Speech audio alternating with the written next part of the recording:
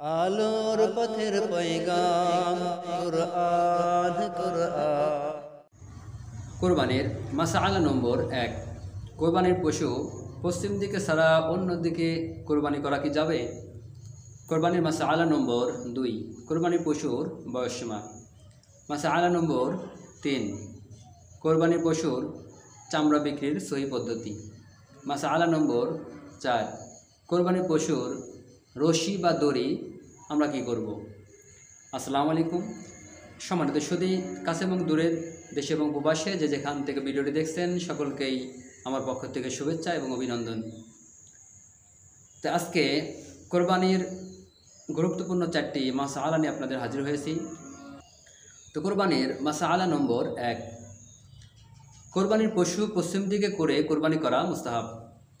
এটা শুধু কুরবানির ক্ষেত্রেই নয়, যে কোনো পশু, যে কোনো প্রাণী জবাই বা কোরবানি করার ক্ষেত্রে পশ্চিম দিকে করে জবাই বা কোরবানি দেওয়া এটা হলো মুস্তাহাব। দেখেন, আমরা ছোটোকাল থেকেই জানি, চাচারা দাদারা এনারা যখন বাড়িতে মুরগি, কবুতর, হাঁস যাই কিছু জবাই করি না কেন বলে কেবলা দিকে হও বা পশ্চিম দিকে হও, পশ্চিম দিকে হও। কিন্তু কেন বলি এটা? এই জন্য বলে যে পশ্চিম দিকে করে কোরবানি করা বা যে কোনো পশু জবাই করা এটা হলো মুস্তাহাব। তবে এক্ষেত্রে লক্ষণীয় বিষয় হলো পশ্চিম দিকে ছাড়া ইচ্ছাকৃতভাবে কেবলা দিক বা পশ্চিম দিকে ছাড়া অন্য দিকে করে কোরবানি করা বা কোনো কিছু জবাই করা এটা হলো মাকরু।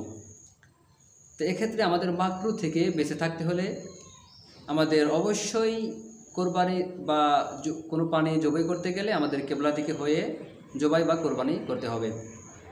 কোরবানির মাসআলা নম্বর ২। কোরবানির পশুর বয়সসীমা।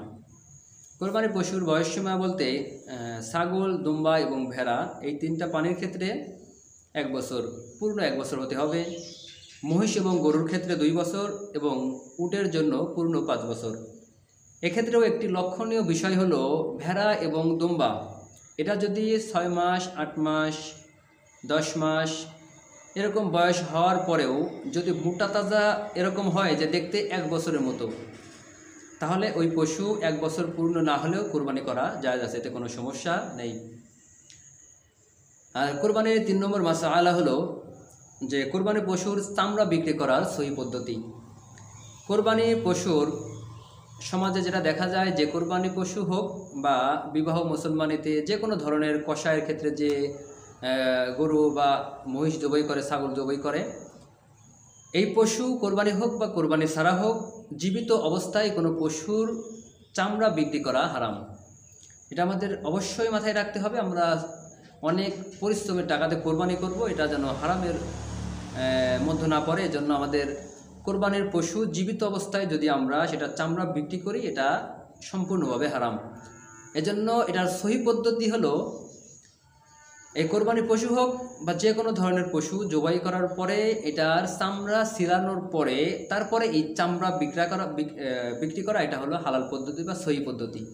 এজন্য হারাম থেকে আমরা বাঁচতে চাইলে আমরা অবশ্যই কোরবানি ঈদের দিনও যদি ব্যাপারে আসে আমরা কোরবানি জবাই দেওয়ার পরে সেটা চামড়া ছিলানোর পরে আমরা বিক্রি করব। কোরবানির মাসআলা নম্বর ৪। কোরবানির পশুর রশি বা দড়ি আমরা কি করব? এক্ষেত্রে লক্ষণীয় বিষয় হলো কোরবানির পশুর যে দড়ি এটা সাদগা করা মুস্তাহাব। বর্তমানে গ্রাম অঞ্চলে যেটা দেখা যায় সেটা হলো যারা কোরবানি করে তারা কোরবানি করার পরে ওই রশিটা বাড়িতে নিয়ে চলে আসে।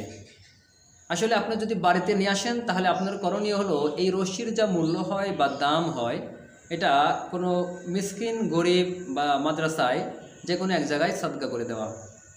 তো এই জন্য আমরা আজকের পর থেকে রশি ইনশাল্লাহ বাসায় নিয়ে যাব না, গরিব মিসকিন যারা রয়েছে তাদেরকে দিয়ে দেবো, অথবা এর রশির দাম এটা ইনশাল্লাহ আমরা কোনো মিসকিন বা কোনো মাদ্রাসায় দিয়ে দেওয়ার চেষ্টা করব। তো এই হলো আজকের ৪টি মাসআলা। এবং আমরা আরও কোরবানির মাসআলা নিয়ে ভিডিও নিয়ে আসার চেষ্টা করব। তো ইনশাল্লাহ সবাই ভালো থাকবেন। আর কারো যদি কোরবানির বিষয় বা যে কোনো বিষয়ে সমস্যা থেকে থাকে তাহলে ইনশাল্লাহ কমেন্ট বক্সে জানানোর চেষ্টা করবেন। তো সবাই ভালো থাকবেন, সুস্থ থাকবেন, আমার জন্য দোয়া করবেন। আসসালামু আলাইকুম ওয়া রাহমাতুল্লাহি ওয়া বারাকাতুহু।